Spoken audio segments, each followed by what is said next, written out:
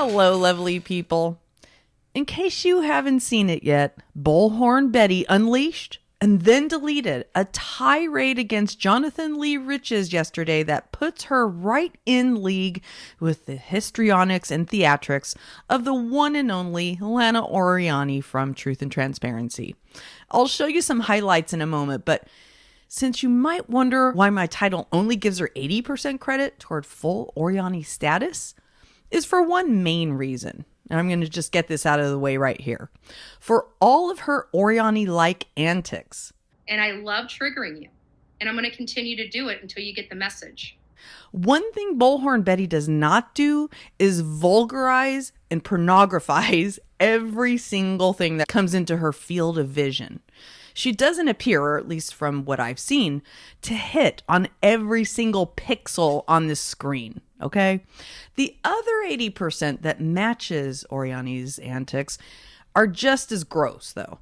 Starting with her driving need to use her channel as a weapon of retaliation to dish dirt against former YouTube friends. In the most recent case, it's Jonathan Lee Riches, otherwise known as JLR, and I'm no big fan of JLR, but I'm just speaking about Bullhorn Betty's behavior here. JLR is another true crime YouTuber who used to be Bullhorn Betty's BFF. In fact, the first time I saw Bullhorn Betty was when she and JLR showed up in front of Gabby Petito's house to do something they called protesting, but the rest of the world called harassing true crime families. You know more, and you're lying. You've been deceiving law enforcement. You've been putting their life in jeopardy. For what? For your murderous son? That was in the summer of 2021. Since that time, Bullhorn Betty and JLR have appeared in multiple videos together, and apparently they were friends before that, political friends. And since the time of Gabby Petito's case, they were part of a loosely and briefly connected group of YouTubers called Heels on the Ground, which no longer exists. Tragedy pimp observers have sensed a division between Bullhorn Betty and JLR as of late, but Betty took out her bullhorn and confirmed it with a since-deleted Oriani-like stream where she made a number of extremely troubling accusations, and I've collated all of these accusations into one clip reel so you can see them all in one quick setting right here. I'm not including all the gossip and salacious conjecture and, all the salty, other female talk. I'm including just the allegations that I think push the boundaries of moral and ethical and potentially tortious behavior. I'll see you on the other side for my reactions. Because he's a felon, he's still on felony probation, and he's doing a lot of damage behind the scenes, not only to me, but to other people, to keep his secrets hushed. And I'm done. I'm not going to be playing these games. Aunt Mary is not Aunt Mary. Aunt Mary is his sugar mama, and she lives in Georgia. He sneaks off with her out in the woods. I'm not going to allege what they're doing, but they go to a cabin several times a year, and that's the house he's living in, okay? He does not own that home. That is the house that his sugar mama put him up in. He's got to keep that flame going because, let's face it, he's on disability. He has no money except what he makes on YouTube. So as far as I'm concerned, it's about $25,000. Definitely far cry from $3 million. One of his ex-girlfriends he beat. He trolled somebody in 2016. We'll call this the Moore case. And that person ended up taking their life. And then it brought me back to a situation of Betty Keys. And I remember this firsthand. This is firsthand knowledge from me. Now, I don't know if this chick Betty Keys was referring to really did lose her life or not. I don't know. I have no earthly idea. Okay? If he could have been teaching JLR a lesson for all I know. She may be very well alive. I don't know. Okay? JLR was very upset about. He seemed very nervous. And he came to me and he's like, do you really think BK did that or is being truthful? And I went back and looked at the video and I said, yeah, I kind of do. Well, Jonathan told me that he had been trolling that woman really hard. But I do want to get to the bottom of whether these people lost their life at the hands of JLR or not. The trolling to death that I have a problem with. And I feel it's, and this is exactly why it is illegal in all 50 states and a felony at that, because this is the result of it. There is possibly 2 people that have lost their life by being harassed. And I want to know whether JLR was responsible because I'm hearing he is. I truly believe that he was trying to push me over the edge as well, if you really want to know the truth about it. He's a very strategic man, and he did a lot of stuff behind the scenes to me that people don't understand. I'm prepared to keep to myself any longer, and it's not something that I'm prepared to keep quiet. I want law enforcement to look into this to find out if there's any water to it, because I swear to God, if people have lost their life at the hands of JLR, that's not a good thing.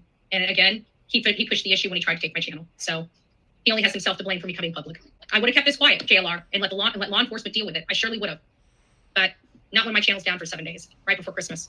They're all to keep your stupid secret. Now you're financially hurting me to keep your secret. I didn't start this, you did. Now, if Oriani was saying all those things about JLR, she'd be talking about how much sex he had with these women, how big his penis is, what kind of a thong the girl wore, and stuff like that. She'd also probably dox all the girls' names and everything. But getting back to these allegations, if any of these are true, the Bullhorn better have him dead to rights on proof. Because if she doesn't, I smell a justifiable lawsuit. I mean, JLR is famous for filing thousands of unjustifiable lawsuits. Can you imagine how much he is salivating to file a justifiable lawsuit? Also, if Bullhorn knew all of this stuff while it was going on and continued to be his friend and maybe even participated in some of that stuff, then she whipped out all of this information on her public channel just to settle a personal score with JLR. Fuck her, okay? She's a day late and $1 million short. She may have tried to stop him privately, but even if she did, she brought out all of that information and used it against him publicly with collateral damage spraying out to all kinds of other people just for her own personal gain.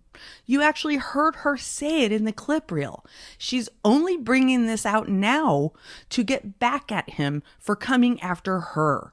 I would have kept this quiet, JLR, and let law enforcement deal with it. I surely would have, but not when my channel's down for 7 days, right before Christmas. They're all to keep your stupid secret. Now you're financially hurting me to keep your secret. I didn't start this, you did. So for that, fuck her. I've heard several people say, hey, we all co-sign people's terrible behavior when they're our friends. And here's my response to that. 1, speak for yourself. 2, if they'll do it with you, they'll do it to you. And 3, fuck normalizing horrible behavior for the sake of content. That is part of what is wrong with this attention economy. Please think about what you're saying when you say any of that. Children are probably watching you. You have no idea who's watching you. Or people with childlike brains who can't process this information like adults. And you're telling these people that it's okay to co-sign abuse and lawlessness, then weaponize it just for content. It's not okay, even if it makes the crama world go round. There's really one big missing element of Bullhorn Betty's rant, and it's a clear understanding of really why. Why this and why now? Bullhorn talks several times about how JLR has stabbed her in the back, how he's going after her channels, how she anticipates things getting really, really ugly. She accuses him of striking her channels, but other evidence has come out that it probably wasn't him that struck her channels, and so on and so forth.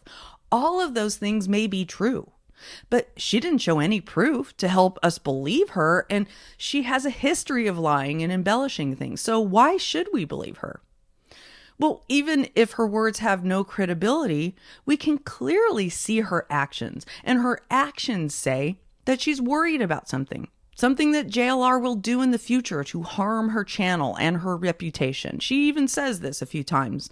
She clearly isn't on an altruistic mission of warning other women about him or people about him, because if she was really concerned about how he treats women, she wouldn't have co-signed it or participated in it when it was happening.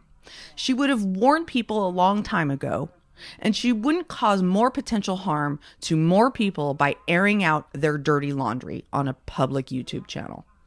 Now, here's why I think she's doing this, and it's straight out of the Control Assist playbook. It's quite simply a preemptive strike. She is preparing the playing field for a potential future attack, hoping that when and if that attack comes, the digits she's already put out there will play a sort of preemptive whack-a-mole. Bullhorn and Oriani, maybe we should just call her Bullhorn Oriani, not really, anyway, are both unjustifiably hyper confident in their legal prowess. Let's see whose legal mind is better, shall we? Because I guarantee you, even that 10 years in jail, I bet you I will walk you like a fucking dog. Ooh. And they use the courts as part of their preemptive strike game. I mean, as I record this video, Lana Oriani is in a court in Ohio trying to get something like the 15th. It's like her 15th attempt to get a protective order. And this time it's against someone we all know who were witness to this situation, that she revenge porned this girl. Okay. So to Bullhorn's credit, I don't think Bullhorn has revenge porned anyone, but that's why she only gets 80% Oriani credit. One last point. I'd be remiss if I didn't point out that it's Griftmas, y'all. Not when my channel's down for 7 days, right before Christmas. Griftness is the reason for the crama season. If you're feeling the heat turning up on the YouTube streets lately and you're seeing more victim claiming fundraising, just know this is a well-worn pattern on YouTube, especially in the true crime community. And you'd think that a community from a content genre that starts with the word true would have truer or more trustworthy motives and values. But unfortunately, I've learned that most things on social media are the exact opposite of their face value. I'll end this by asking you, do you like watching court as much as I do? If you do, please consider joining me for my live streams on my other channel, Disorder in the Court.